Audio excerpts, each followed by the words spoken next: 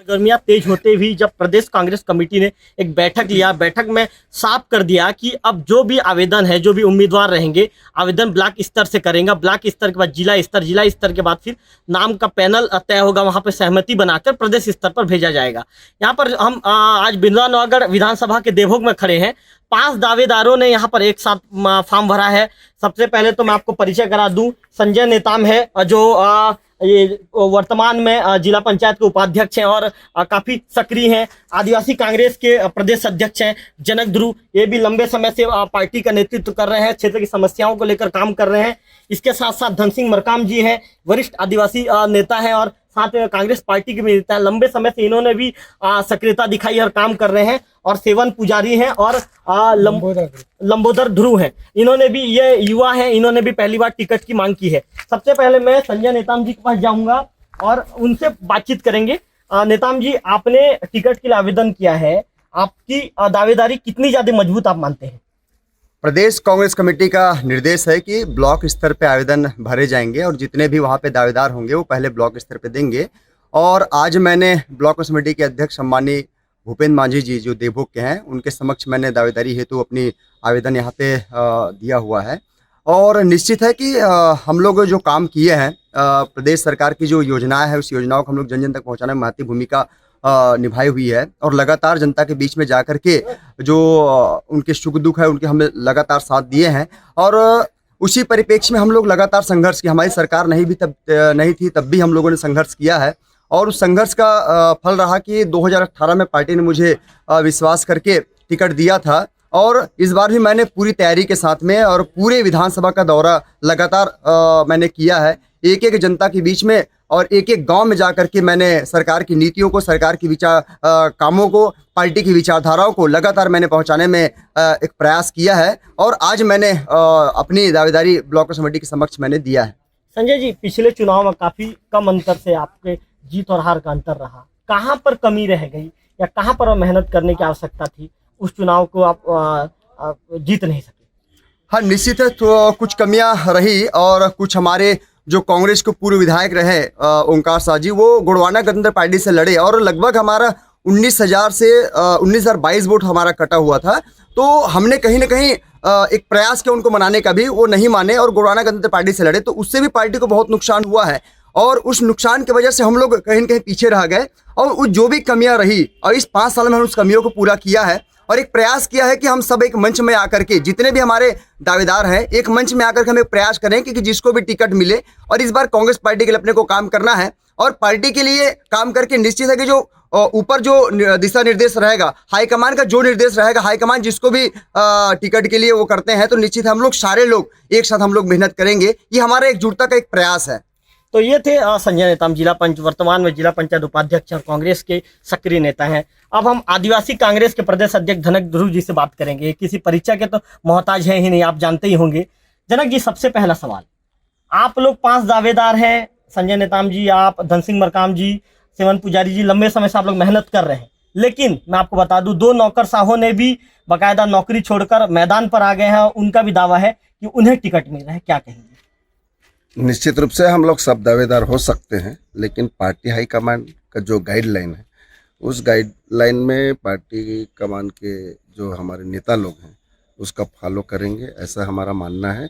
निश्चित रूप से उस गाइडलाइन में जिस हिसाब से जो मीडिया में देखने को मिला है, वो मेहनत करने वालों को, क्षेत्रीय समस्याओं को लेकर के जो संघर्ष के समय काम किया है, या हमारे जन कल्याण, वर्तमान में हमारी सरकार की जन कल्याण जो योजना है, उस योजना को पहुंचाने के लिए क्षेत्र के लोगों के बीच में जो लोग गए हैं, ऐसे मेहनत करने वालों को, संगठन के काम करने वालों को महत्व देंगे, प्राथमिकता देंगे। ऐसा हमारा प्रदेश नेतृत्व और AICC के जो हमारे प्रभारी शैलजा जी हैं, उनका गाइडलाइन भी है।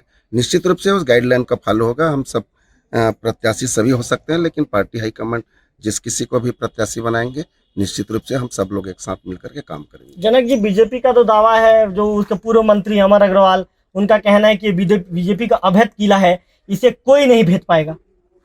देखिए, पिछले 15 सालों में सरकार, बीजेपी की सरकार ने क्या किया है, और हमारी भूपेश सरकार जो 5 साल के कार्यकाल में मुश्किल महज 2.5 साल उनको यहाँ काम करने का मौका मिला। 2 साल का कोरोना काल में बीत गया, तो निश्चित रूप से जो गांव के गरीब किसान, मजदूर, महिलाओं, बेरोजगारों और आने वाले पीढ़ी हमारे बच्चों के लिए जो काम किया है, यहाँ ऐतिहासिक काम हुआ है और ये काम आज प्रदेश में नहीं, देश में नहीं, विश्व में माने जा रहे हैं।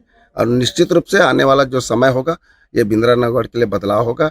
यहाँ का जीत को कोई नहीं रोक सकता। अब तीसरे उम्मीदवार के रूप में आदिवासी जो वरिष्ठ आदिवासी नेता हैं, कांग्रेस के सक्रिय कार्यकर्ता हैं और लंबे समय से पार्टी की सेवा कर रहे हैं, धन सिंह मरकाम जी हमारे साथ मौजूद हैं। मरकाम जी, आपने भी उम्मीदवारी की है, आपको क्यों लगता है कि पार्टी आपको चुनावी मैदान में उतारे? क्योंकि हमारे भूपेश सरकार अभी जो टिकट देगा बिंद्रानवागढ़ का, सूझबूझ करके देगा। वैसे नौकरशाही हो, पैसा के धौंस में उसको किसी को देने वाला नहीं है। क्यों कि हम जब से पार्टी में जुड़े हैं, पूरा क्षेत्र में, प्रदेश में हर जानते हैं कि ये लोग वास्तविक कांग्रेसी हैं। और नौकरशाही, नोट के बल पे बूते हुए बोलते हैं कि हम नोट 10 करोड़ भी देकर नोट लाएंगे, वो पैसा यहाँ नहीं चलेगा, बिल्कुल पैसा नहीं चलेगा। क्योंकि उनको आज जन्मे हैं, ये हमारे देवों क्षेत्र वाले, गांव वाले, घर वाले उनको नहीं पहचान रहे हैं। पार्टी और हाईकमान क्या जानेगा।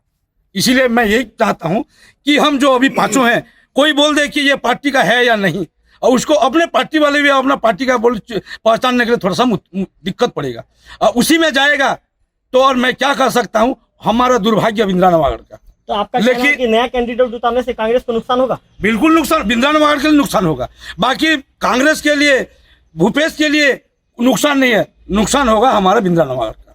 तो ये थे आदिवासी नेता धन सिंह मरकाम जी। उनका कहना है कि यदि नया कैंडिडेट यहाँ पर कांग्रेस उतारती है तो कांग्रेस को नुकसान का सामना करना पड़ सकता है। चौथे उम्मीदवार के रूप में शिवन पुजारी जी मौजूद हैं। चूंकि ये जो अंतिम छोर है अमलीपदर से आते हैं और अमलीपदर में इस समय सरपंच की कमान भी इनके जिम्मे है। पुजारी जी, आप टिकट मांग रहे हैं, क्या लगता है यदि आपको पार्टी चुनावी मैदान पर उतारती है तो आप नैया पार लगा देंगे? बिल्कुल, यदि हमारा सरकार, यदि हाईकमान यदि टिकट देता है तो हम बिल्कुल उतार देंगे। किस मुद्दों, यदि आप कहीं पार्टी आपको उतारती है तो फिर किस मुद्दे, बीजेपी के 15 सालों से बीजेपी के यहाँ पे विधायक है, तो क्या मुद्दा लेकर आप जनता के सामने पहुंचेंगे? सरकार का सारी मुद्दा लेकर के उतरेंगे हम मैदान में और पूरा बताएंगे हमारा सरकार का काम काज को, और हम चुनाव लड़ेंगे।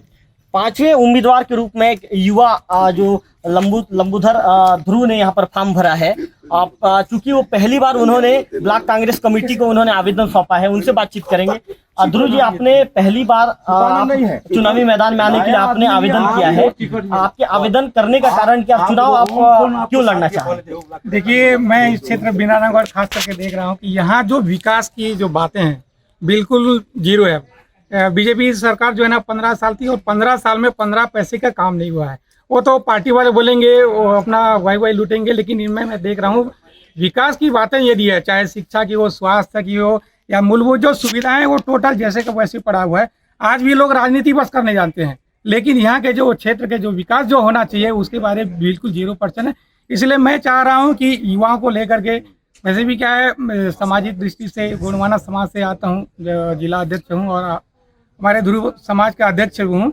यदि मुझे टिकट मिलता है तो निश्चित रूप से आदिवासी पूरे समाज, क्योंकि इस क्षेत्र में आदिवासी बहुल्य है और मुझे लगता है कि आदिवासी बहुल्य होने के कारण शायद आदिवासी प्लस हमारे जितने भी और जाति धर्म के लोग हैं वो हमको सपोर्ट करेंगे और निश्चित रूप से बिंद्रानगढ़ को फायदा मिलेगा। ध्रुव जी, अभी आपने कहा कि यदि मुझे टिकट मिलता है तो पूरा आदिवासी समाज सपोर्ट करेगा।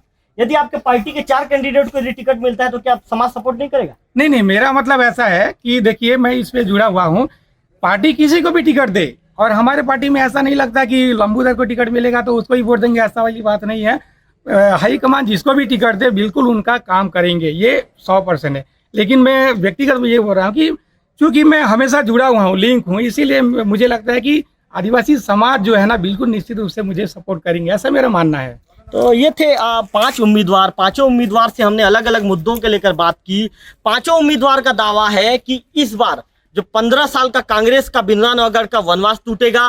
पांचों उम्मीदवारों ने कहा कि हम सब एक हैं, यदि पार्टी किसी को भी टिकट देती है तो हम सभी उस व्यक्ति को जिताने के लिए, उस प्रत्याशी को जिताने के लिए भरपूर कोशिश करेंगे। कैमरा पर्सन गंधर्व बेसरा के साथ रविकांत तिवारी, वोकल टीवी, देवभोग।